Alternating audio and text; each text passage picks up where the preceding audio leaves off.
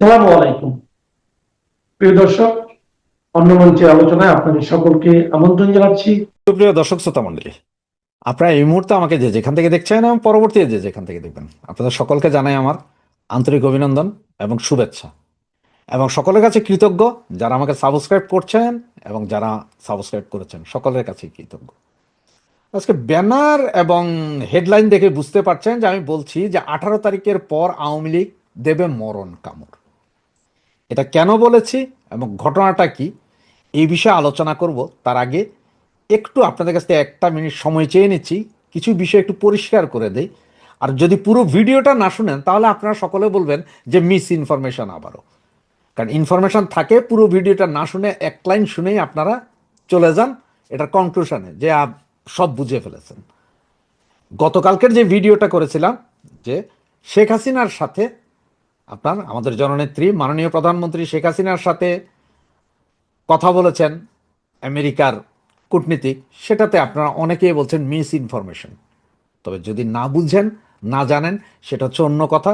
আর যদি বুঝে থাকেন তাহলে বলবো যে এটি মিস ইনফরমেশন না, আপনাদের বুঝতে হবে। আর সেই বুঝাটার জন্যই আজকের যে ঘটনাটা এখন বলছি সেটার সাথে এইটার 110% মিল। সেটা হচ্ছে, দেখেন আপনারা এই মুহূর্তে আমার মাথার পেছনে যে ব্যানারটা দেখছেন সেখানে লেখা আছে, দেখেন, জামাতের আমিরের সাথে যুক্তরাজ্যের বাণিজ্যিক প্রতিনিধি দলের ভার্চুয়ালি বৈঠক অনুষ্ঠিত হয়েছে, এবং সেম বৈঠক অনুষ্ঠিত হয়েছে আবার তারেক জিয়ার সাথেও, এবং সেম অবস্থায় আবার ডাক্তার ইউনূসের সাথে তো গত মঙ্গলবারই বৈঠক হয়েছে, অনেক কিছুই বলেছে। তাই না? জামাতের যে Facebook page, official Facebook page Shafiqur রহমানের, তার ফেসবুক পেজ থেকেই নেওয়া একটা জিনিস দেখেন, যুক্তরাষ্ট্রের বাণিজ্যিক প্রতিনিধি দল জেমিসন গিয়ারের সাথে জামাত ইসলামের আমির ডাক্তার শফিকুর রহমানের সঙ্গে ভার্চুয়ালি বৈঠক অনুষ্ঠিত হয়েছে শুক্রবার, মানে আজকে দুপুরে জামাতের ভেরিফাইড ফেসবুক পেজের এক পোস্টে বিষয়টি জানানো হয়েছে। বৈঠকে বাংলাদেশ ও যুক্তরাষ্ট্রের দ্বিপাক্ষিক বাণিজ্য, পারস্পরিক শুল্ক হার, ভবিষ্যৎ অর্থনৈতিক সহযোগিতা নিয়ে বিস্তারিত আলোচনা হয়। পোস্টে বলা হয়, বাংলাদেশ জামায়াতে ইসলামের আমির ডাক্তার শফিকুর রহমান যুক্তরাষ্ট্রের বাণিজ্যিক প্রতিনিধি ইউএস ট্রেড রিপ্রেজেন্টেটিভ রাষ্ট্রদূত জেমিসন গিয়ারের সঙ্গে ভার্চুয়াল বৈঠকে মিলিত হন। বৈঠকে আরও উপস্থিত ছিলেন দক্ষিণ ও মধ্য এশিয়া বিষয়ক সহকারী মার্কিন বাণিজ্য প্রতিনিধি বোল্ডান লিঞ্চ, দক্ষিণ ও মধ্য এশিয়া বিষয়ক পরিচালক এমিলি এসবি, এবং বাংলাদেশ জামাতে ইসলামের যুক্তরাষ্ট্রের মুখপাত্র প্রফেসর ডাক্তার মোহাম্মদ নকিবুর রহমান। তো ডাক্তার মোহাম্মদ নকিবুর রহমানকে নেওয়ার কারণটা কি? কারণ হচ্ছে যে সম্ভবত, আমি 100% শিওর না, সম্ভবত হয়তো কারণ আমেরিকান ইংলিশ হয়তো আমাদের শফিকুর রহমান সাহেব খুব একটা ভালো বলতে পারেন না, বা হয়তো ভালো বুঝতে পারবেন না, হঠাৎ করে কোথায় কি বলে দেবে, এই জন্য আরেকজন ব্রিটিশ নিয়েছেন যিনি বাঙালি এবং ভাষা ইংলিশ ভাষা, বা এটা ভুল কিছু না, এটা কোনো অন্যায় করেননি এই জন্যে। এখন ওনার সাথেও কথা বলেছেন, আবার তারেক জিয়ার সাথেও কথা বলেছেন, এবং আপনার এর আগে আমরা বলেছি যে মঙ্গলবারে আমাদের উপদেষ্টাদের সাথেও কথা বলেছেন, তার আগে শেখ হাসিনার সাথেও মার্কো রুবিও কথা বলেছেন। এখন আপনারা বলতে কেন কথা বলবে, কি কথা? হ্যাঁ ভাই, এবার আসেন। আপনারা সকলেই জানেন যে 12 তারিখে একটা নির্বাচনের আয়োজন করা হচ্ছে। এখন এই নির্বাচন হবে কি হবে না সেটা নিয়ে কিন্তু টেনশনে আছে আমেরিকা। আবার এই নির্বাচন হয়ে গেলে এই গভর্নমেন্ট সাস্টেন্স করতে পারতেছে কিনা, এই গভর্নমেন্ট এই নির্বাচন ধরে রাখতে পারবে কিনা সেটাও সন্দেহ আছে। যার কারণে তিন দল, আওয়ামী লীগ, বিএনপি এবং জামাতের সাথে এই কথাগুলো। আওয়ামী লীগকে ওদের সবচেয়ে বড় ভয় যে নির্বাচন হয়ে যাওয়ার পরে এবার ক্ষমতায় বিএনপি আসুক আর জামাত আসুক, আওয়ামী লীগের ঠেলার সাথে বাঁচবে না, আওয়ামী লীগের ধোলাইয়ের কাছে দাঁড়াইতে পারবে না। সুতরাং গভর্নমেন্ট ঠিক থাকবে না, হরতাল, মিছিল, অবরোধ এগুলো দিতেই থাকবে আওয়ামী লীগ। সুতরাং ওরা যেই সব ব্যবসা বাণিজ্যের চুক্তি এই ইন্টিমের সাথে 17 মাসে যা যা নেওয়ার সত্য নিছে, কিন্তু এগুলো কি আসলে রাখতে পারবে কিনা? কারণ দেশের সরকার যদি স্টেবল না হয়, ওরা যে বিনিয়োগ করবে ওদের বিনিয়োগ তো ক্ষতিগ্রস্ত হবে, তখন কি হবে? এইসব কারণে তারা এখন আলোচনায়। কিন্তু আলোচনায় এই যে জামাতের সাথে বা বিএনপির সাথে যতই আলোচনা হোক, আলোচনার মূল কেন্দ্রবিন্দু যে আওয়ামী লীগকে বাংলাদেশের রাজনীতি করার স্পেস ছেড়ে দিতে হবে, নির্বাচনে সকলকে নিয়ে নির্বাচন করতে হবে, আওয়ামী লীগকে বাইরে রেখে কোনো নির্বাচন করা যাবে না। এটা হচ্ছে মূল। কারণ আমেরিকাও ভালো করে জানে আওয়ামী লীগকে বাইরে রেখে নির্বাচন করে আপনারা 6 মাসও ক্ষমতা ধরে রাখতে পারবেন না। তো ওরা যে এই যে বন্দর নিল, পোর্ট নিল, রাস্তা নিল, ঘাট নিল, জায়গা নিল, জমি নিল, সেন্ট মার্টিন নিল, এগুলা কই যাবে? আর শেখ হাসিনার দোষ কি ছিল? শেখ হাসিনার দোষ ছিল একটাই, সেটা হচ্ছে যে উনি সেন্ট মার্টিন দিতে রাজি হন নাই, উনি বন্দর দিতে রাজি হন নাই, উনি কিনছিলেন গরিবের জন্য চাউল, উনি দিছিলেন গরিবরে বৃদ্ধ ভাতা, বয়স্ক ভাতা, পঙ্গু ভাতা, গর্ভবতী ভাতা, মহিলাদের জন্য ভাতা, এইসব ভাতা চালু করছে, মানে ভাত কাপড়ের ব্যবস্থা করছে, যেই কারণে এই সরকারের পতন ঘটাইছিল এই আমেরিকা। 2024-এর আগে কিন্তু আমেরিকা একবার ক করছিল, এটা আপনাদের নিশ্চয় সবার খেয়াল আছে। ওই সময় কি ছিল জানেন? ওই সময় আওয়ামী লীগ সরকারকে বলা হয়েছিল যে আওয়ামী লীগ সরকার এই যে সাগরের ভেতরে যে 12টা জোন, যেখানে গ্যাস, তেল গ্যাস উত্তোলনের যে কাজ, মানে এখানে তেল গ্যাস কি পরিমাণ আছে, উত্তোলন পেলে উত্তোলন কারা করবে, এগুলো নিয়ে একটা আলোচনা ছিল। আমেরিকার খুব ইচ্ছা ছিল যেগুলো সবগুলোর কাজই তারা দায়িত্বে পাবে। আওয়ামী লীগ সরকারও ইলেকশন আছে, সুতরাং ওই সময় কিছুই বলে নাই। যেই না ইলেকশনটা শেষ হলো, আওয়ামী লীগ সরকার 3 মাসের ভেতরে আন্তর্জাতিক দরপত্র দিল। তার মানে আন্তর্জাতিকভাবে দরপত্র যে যারা আছে সকলে আসেন, আমি এক দেশ শুধুমাত্র আমেরিকারে দিব না। কারণ আওয়ামী লীগ সরকার ভালো করেই জানতো এইসব অঞ্চলে দিলেই সেন্ট মার্টিন হারাবে। আর এটাই আমেরিকান গভর্নমেন্টের উপরে লেগে গেছিল বিশাল আতঙ্ক, যে কিরে আন্তর্জাতিক দরপত্র দিলে অন্যান্য ইয়েরা যদি আসে, এই যে আপনার অন্যান্য দেশ যদি আসে, এই দরপত্রে তো ওরা টিকবে না, তাহলে তো ওদের সব কিছু হবে না। কারণ ওরা যদি পুরো ব্লকটা যদি ওরা পায়, তাহলে ওইখানে ওদের বিভিন্ন জাহাজ, দরকার সাবমেরিন এনে রাখবো, দরকারে যে 7 ফ্লিট এনে রেখে দিব, কারো কিছু করার নেই, আমরা তো তেল গ্যাস উত্তোলন করছি, দেখছি, খনন কাজ করছি। সুতরাং তখন আওয়ামী লীগ সরকারকে ফেলে দেওয়া ছাড়া তাদের কাছে আর কোনো উপায় ছিল না। কিন্তু ফেলে দেওয়ার পরে এখন ওদের ভয় হচ্ছে যে এই মৌলবাদী সরকার আবার কি করে। যদি মৌলবাদী সরকার আসে, মানে হচ্ছে যে এটা এখন প্রি প্ল্যান, যে এই মৌলবাদীদেরকে আনবে হচ্ছে যে ইন্ট্রিম, তার কারণটা, এবং ইন্ট্রিম যে ইলেকশন করতে চায় না, বা ইলেকশন যদিও বা কোনোভাবে হয়, তারা আবার এই মৌলবাদীদের একটা গ্যাঞ্জাম লাগায় রাখবে, তার একটা মূল উপাদান দেখেন। গতকালকে কি করলো একজন উপদেষ্টা, তিনি আবার আমাদের জাতীয় নিরাপত্তা উপদেষ্টা, ওনাকে নিয়ে বিমানের ডাইরেক্টর করা হইলো। ভাই, একজন উপদেষ্টা মানে মন্ত্রী, ডিরেক্টর হয় আমরা শুনছি কখনো এমপি, বা এমপিও না এরকম লোকজন ডিরেক্টর হইতে পারে।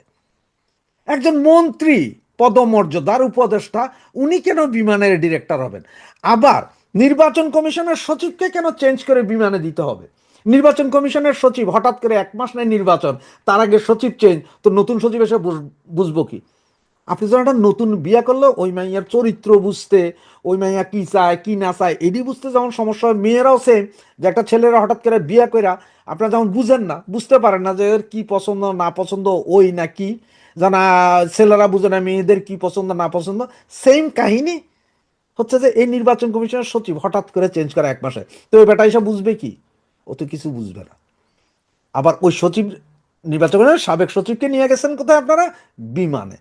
আবার জাতীয় নিরাপত্তা উপদেষ্টাকে বিমানের, বাংলাদেশ বিমানের ডিরেক্টর করেছেন কেন ভাই? উনি তো মন্ত্রীর, উনি তো একজন ডিরেক্টরের চেয়ে অতি উচ্চ পদে। তাহলে এইসবগুলো, তো এগুলো সব করাচ্ছে যে আসলে যে 12 তারিখ ইলেকশন হবে তার একটা নমুনা। এবং 1/11 সময় আমাদের কাছে নজির আছে, 10 দিন আগেও টোটাল নির্বাচনও বাতিল হয়েছে, উপদেষ্টা পরিষদও বাতিল হয়েছে। এখন আমেরিকা কেন তাইলে ফোন দিচ্ছে? আমেরিকা ফোন দিচ্ছে সকলকে, যে সবার সাথে কথা বলতেছে, ভাই দেখেন এর ভিতরে এখন আওয়ামী লীগ, ওই যে ব্যানারে দেখলেন যে 18 তারিখের পরে আসছে মরণ কামড়।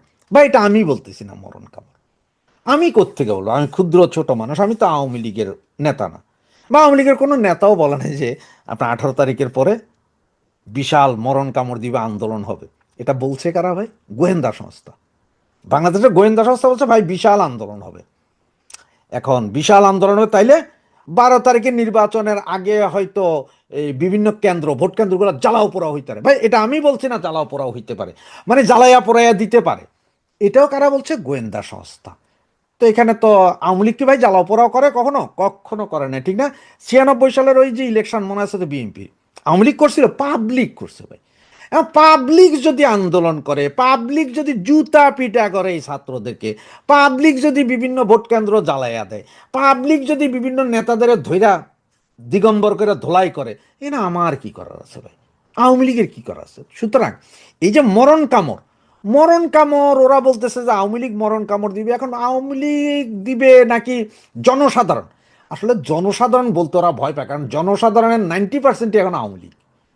যেই বেটা এর আগে আওয়ামী লীগ করতো না, সেও কয় যে এখন আওয়ামী লীগ ভালো।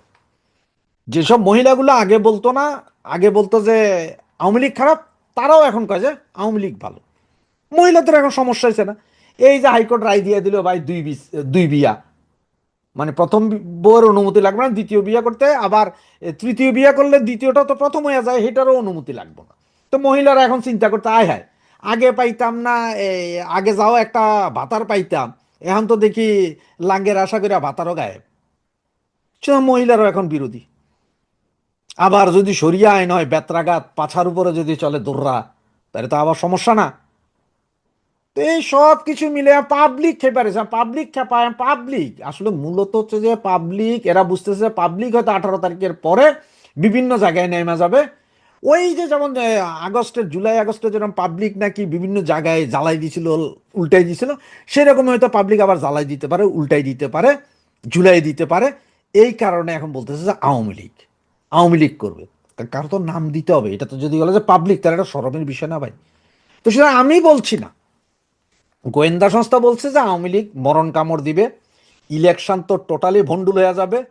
এমনও হইতে পারে যে এই ফেব্রুয়ারির 10 তারিখ থেকে 12 তারিখের ভিতরে যত ক্যাম্প আছে সব হাওয়া হয়ে যেতে পারে। তো এগুলো সব পাবলিক হয়তো করতে পারে, এটা আওয়ামী লীগ করবে না, পাবলিক করবে। কারণ পাবলিক মানি এখন কিন্তু সব আওয়ামী লীগ, এটা তো মানেন যে যে কোনো পাবলিক মানি আওয়ামী লীগ। আর জামাত বিএনপি তো আলাদা। জামাত বিএনপি গুলো জামাত বিএনপি, আর পাবলিক আম জনতা যেটা বলেন সেটা হচ্ছে আওয়ামী লীগ। সুতরাং আসতে পারে নাকি 18 তারিখের পরে বিশাল আন্দোলন, দিতে পারে মরণ কামড়। এমনও হইতে পারে যে আওয়ামী লীগ নেতারাও হয়তো বিভিন্ন জায়গায় আছে, যারা এখন আছে বাংলাদেশে, যাদেরকে আমরা জানি যে বাইরে, তারাও হয়তো বাংলাদেশে। সব কিছু মিলাইয়া একটা বজগট অবস্থায়। তবে আমেরিকার ভয় হয়েছে যে আওয়ামী লীগরে বাহিরে রাখে নির্বাচন করে ফয়দা হবে না, 6 মাসও টিকবেন না। সুতরাং আবারও বলি আপনাদেরকে, নো ভোট, নো ভোট। নৌকা নাই, ভোট কেন্দ্রে যাব না, কিসের তোমার হার না, ভোট দিতেই তো যাব না। জয় বাংলা, জয় বঙ্গ। এই যে আওয়ামী লীগকে রাজনীতিতে ফিরিয়ে আনার জন্য অস্থির হয়েছে ট্রাম্প প্রশাসন, তারও একটা কারণ, তারা মনে করে যে এই অঞ্চল যদি ইসলামী উগ্রবাদের শিকার হয়, যদি চরমপন্থার মধ্যে পড়ে যায়, তাহলে তাদের যে বাণিজ্য সুবিধা বা তারা বঙ্গোপসাগর সহ নানা জায়গায় যেসব বাণিজ্যিক এবং নিরাপত্তার স্বার্থকে অনেকদিন আগে থেকে টার্গেট করে রেখেছে, নিশানা করে রেখেছে, সেগুলো একটা ব্যাপক অস্থিতিশীলতার মধ্যে পড়বে। কাজে ট্রাম্প প্রশাসন আবার সবসময় চেয়ে এসেছে যে স্থিতিশীল সরকার, স্থিতিশীল রাজনীতি এবং তাদের ব্যবসা বাণিজ্যের অবাধ সুযোগ। বাংলাদেশে নির্বাচনের আগে বরাবরের মতোই মার্কিন যুক্তরাষ্ট্র অত্যন্ত তৎপর এবং চঞ্চল হয়ে উঠেছে। বিভিন্ন প্রতিনিধিদের যেমন তারা বাংলাদেশে পাঠাচ্ছে ট্রাম্প প্রশাসন, সরকারের কর্তা ব্যক্তি এবং নির্বাচনের অংশীদার পক্ষগুলোর সঙ্গে নানা আলাপ আলোচনায়, তেমনি বাংলাদেশের জাতীয় নিরাপত্তা উপদেষ্টা খলিলুর রহমানের মতো কর্মকর্তাকে ওয়াশিংটন ডেকে নিয়ে শীর্ষ পর্যায়ের কর্মকর্তাদের সঙ্গে বৈঠক করিয়ে বার্তা পাঠানো হচ্ছে বাংলাদেশে। আবার বাংলাদেশের বিভিন্ন রাজনৈতিক দলগুলোর সঙ্গে মার্কিন যুক্তরাষ্ট্রের ট্রাম্প প্রশাসনের বিভিন্ন পর্যায়ের ব্যক্তিবর্গের টেলি বৈঠক চলছে।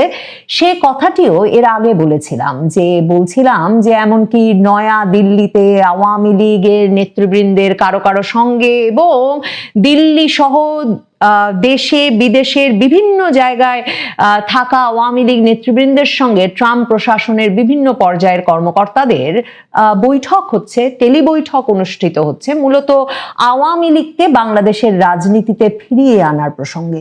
এই যে টেলি বৈঠকে ট্রাম্প প্রশাসন কতটা তৎপর তার একটা নমুনা মেলে যে শুক্রবার তারা বাংলাদেশের দুটো রাজনৈতিক দলের প্রধান নেতার সঙ্গে টেলি বৈঠক করেছে।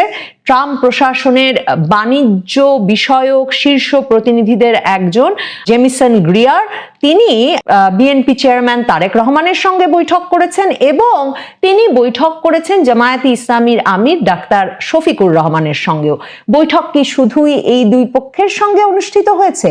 নাকি ট্রাম্প প্রশাসন রাজনৈতিক পক্ষ বলতে গত কয়েক মাস ধরে ক্রমাগতভাবে যে তিন পক্ষের সঙ্গে বাংলাদেশে আলোচনা চালিয়ে আসছে, অর্থাৎ আওয়ামী লীগ পক্ষকেও অন্তর্ভুক্ত করে এ আলাপ করেছে, সে প্রসঙ্গে আলোচনায় আসব।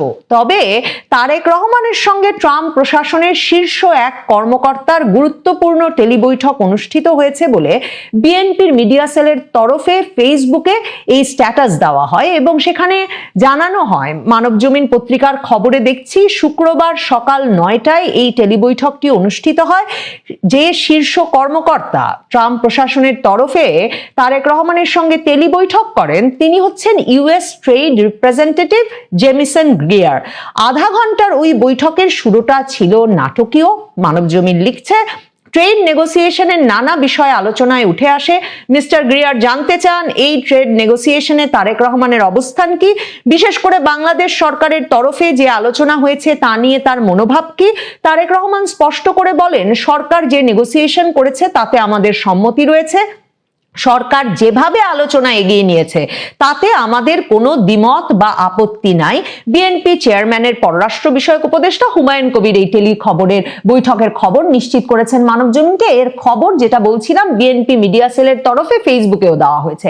দেখেন, তারেক রহমান এই যে কবুল বলে দিলেন, মানে মার্কিন বাণিজ্য প্রতিনিধি ইউএস ট্রেড রিপ্রেজেন্টেটিভ জানতে চাইলেন সরকার যে আলোচনা আমাদের সঙ্গে করছেন তাতে আপনি সম্মত কিনা, এবং তারেক রহমান বললেন কবুল কবুল কবুল। এটা অনেকটা ওই যে বিদেশে প্রবাসী ব্যক্তির সঙ্গে কখনো দেখা সাক্ষাৎ ছাড়া দুজনের যে এক রকমের দুজনেই কবুল বলে বিয়েতে সম্মত হয়ে যান, একটা চুক্তিতে সম্মত হয়ে যান, ব্যাপারটাকে অনেকটা তার সঙ্গে তুলনা করা চলে। কারণ মনে রাখতে হবে, এই যে সরকারের সঙ্গে অর্থাৎ অন্তর্বর্তীকালীন সরকার ইউনূস সরকারের সঙ্গে মার্কিন সরকারের আসলে কি ধরনের বাণিজ্য নেগোসিয়েশন চলছে সেটা সরকার কাউকে জানায়নি।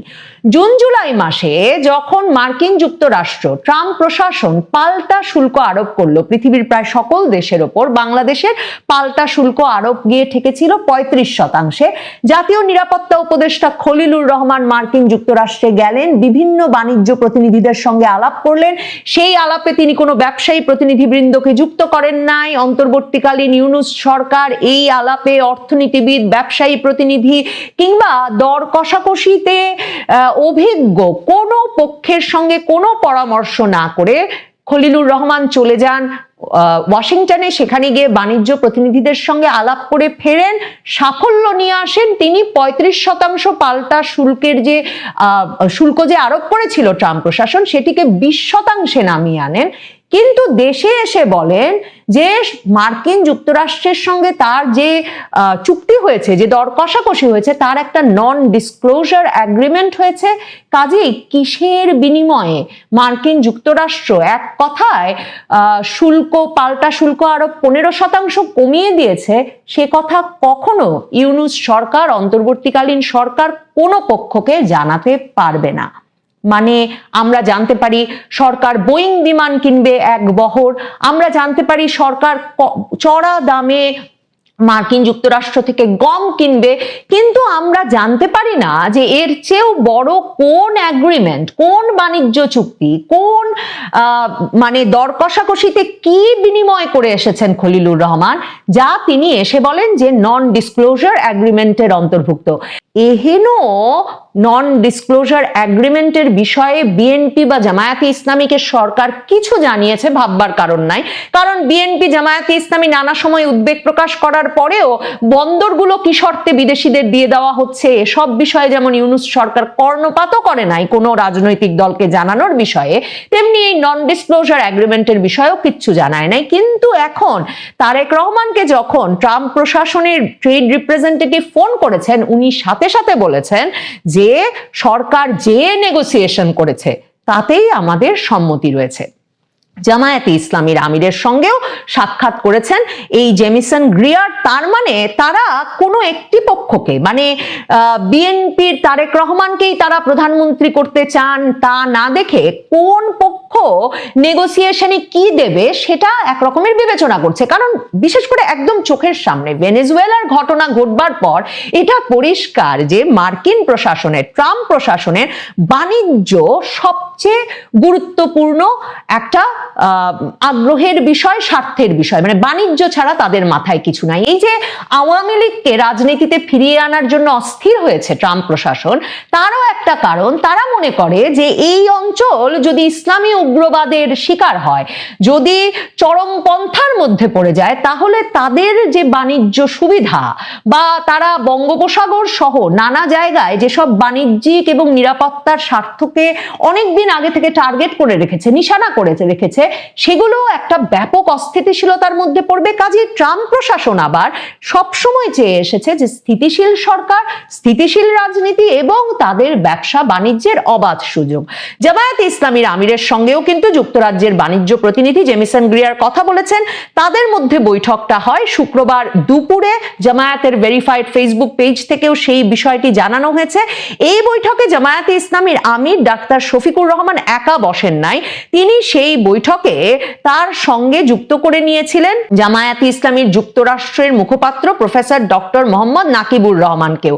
এবং সেই পোস্ট থেকে জানা যায় যে জেমিসন গ্রিয়ারের সঙ্গে এর পাশাপাশি বৈঠকে আরো উপস্থিত ছিলেন দক্ষিণ ও মধ্য এশিয়া বিষয়ক সহকারী মার্কিন বাণিজ্য প্রতিনিধি ব্রেন্ডন লিঞ্চ, দক্ষিণ ও মধ্য এশিয়া বিষয়ক পরিচালক এমিলি অ্যাশবি, আর যেটা বলছিলাম আমিরের সঙ্গে যুক্ত হয়েছিলেন যুক্তরাষ্ট্রের মুখপাত্র প্রফেসর ডক্টর মোহাম্মদ নাকিবুর রহমানও।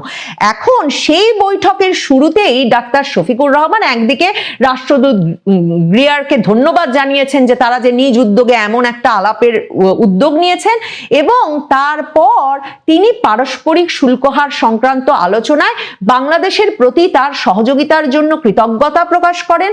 এবং তিনি বলেন যে রাষ্ট্রদূত গ্রিয়ার যে তাকে অবহিত করেছেন যে গত সপ্তাহেও তিনি ব্যক্তিগত উদ্যোগে, এই জেমিসন গ্রিয়ার ব্যক্তিগত উদ্যোগে প্রেসিডেন্ট ডোনাল্ড ট্রাম্পের সঙ্গে সাক্ষাৎ করে বাংলাদেশের পারস্পরিক শুল্ক হার বিষয়ে আলোচনা করেছেন ডাক্তার শফিকুর রহমান, সেজন্য তাকে কৃতজ্ঞতা প্রকাশ করেন। তার মানে এখানেও এই একই ঘটনা ঘটলো। ডাক্তার শফিকুর রহমান বললেন যে শুল্ক হার বিষয়ে নিরাপত্তা উপদেষ্টা খলিলুর রহমান ট্রাম্প প্রশাসনের সঙ্গে যা আলোচনা চালিয়েছে, এমনকি গত সপ্তাহেও তিনি সেখানে ছিলেন, সেখানে আরেক দফা এই বিষয়ে আলোচনা হওয়ার কথা, যা দিয়েছেন নন ডিসক্লোজার এগ্রিমেন্টে দিয়েছেন, তারা কিচ্ছু জানেন না। কিন্তু জামায়াতের আমিরও বললেন কবুল কবুল কবুল, তিনিও রাজি মার্কিন যুক্তরাষ্ট্রকে ইউনূস সরকার ঠিক যা দিচ্ছে সেটাই দিয়ে যেতে তারাও সম্মত। তবে জামায়াতের আমির অন্তত কিছু হোমওয়ার্ক করেছিলেন এবং তারা যে দুপক্ষের স্বার্থ সংশ্লিষ্ট বিষয়ে জেনে শুনে আলাপে বসে আলোচনা এগিয়ে নিতে চেয়েছেন, এটা অন্তত একরকম প্রমাণ করতে চেয়েছেন তাদের ভেরিফাইড ফেসবুক পোস্টে। এবং সে কারণে সেখানে দেখবেন ডাক্তার শফিকুর রহমান বলছেন পারস্পরিক শুল্ক চুক্তি বাংলাদেশ ও যুক্তরাষ্ট্রের দ্বিপাক্ষিক ও বাণিজ্য অর্থনৈতিক সম্পর্ক উন্নয়নের জন্য দৃঢ় ও শক্তিশালী ভিত্তি তৈরি করেছে। কিন্তু মনে করিয়ে দেই, ডাক্তার শফিকুর রহমান কেন বাংলাদেশের কেউ জানেন না ওই দ্বিপাক্ষিক চুক্তিতে খলিলুর রহমান কি শর্ত দিয়ে এসেছেন। জামায়াত আমির এছাড়াও বলেছেন যে আগামী ফেব্রুয়ারিতে অনুষ্ঠিতব্য জাতীয় নির্বাচনের পর যদি বাংলাদেশ জামায়াতে ইসলামী সরকার গঠন করে, তবে তার দল এই চুক্তির পূর্ণ বাস্তবায়ন অব্যাহত রাখবে এবং যুক্তরাষ্ট্রের সঙ্গে বাণিজ্য ও বিনিয়োগ সম্পর্ক আরো গভীর করতে আন্তরিকভাবে কাজ করবে। এখন ট্রাম্প প্রশাসন যে একটা রাজনৈতিক স্থিতিশীলতা, স্থিতিশীল সরকার, এসব কারণে তাদের রাজনৈতিক নেতৃবৃন্দ ওই প্রশাসনের এবং যারা কিনা এই দক্ষিণ মধ্য এশিয়ার নিরাপত্তা সংক্রান্ত বিষয়গুলো দেখভাল করেন, সেই কর্মকর্তারা যে আওয়ামী লীগের রাজনৈতিক কার্যক্রম নিষিদ্ধ করে আওয়ামী লীগকে রাজনীতিতে ফিরিয়ে আনার জন্য আওয়ামী লীগের নেতৃবৃন্দের সঙ্গে নানা পর্যায়ে আলাপ করছেন কিংবা ইউনূস সরকারের ওপর চাপ প্রয়োগ করছেন, নিশ্চিতভাবেই মার্কিন যুক্তরাষ্ট্র আওয়ামী লীগের কাছ থেকেও এমন একটা ইতিবাচক মনোভাব আশা করবে মার্কিন যুক্তরাষ্ট্রের বাণিজ্য সম্প্রসারণের ব্যাপারে।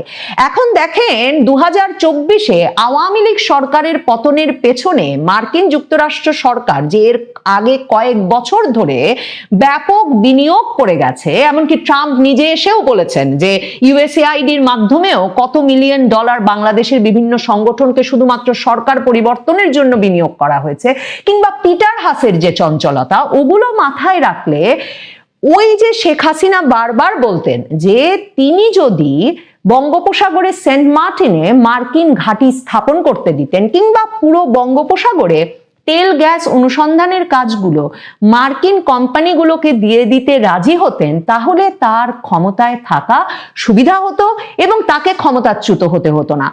মার্কিন যুক্তরাষ্ট্রের এখনকারও এই ইন্দো প্রশান্ত মহাসাগরীয় অঞ্চলে তাদের যে অগ্রাধিকার, সে বিষয়ে আপনি যদি ইন্টারনেটেই সার্চ করেন স্পষ্টভাবে দেখবেন, একদিকে তারা যেমন এই পুরো অঞ্চলে চীনের প্রভাব কমিয়ে আনতে ভারতকে তাদের সবচেয়ে বড় মিত্র বলে মনে করে, অন্যদিকে তারা মনে করে বঙ্গোপসাগরে তাদের অবস্থান নিশ্চিত করা না গেলে এই ভারত মহাসাগর অঞ্চলকে কখনো তারা চীনের প্রভাব বলয় মুক্ত করে নিজেদের প্রভাব প্রতিষ্ঠা করতে পারবে না।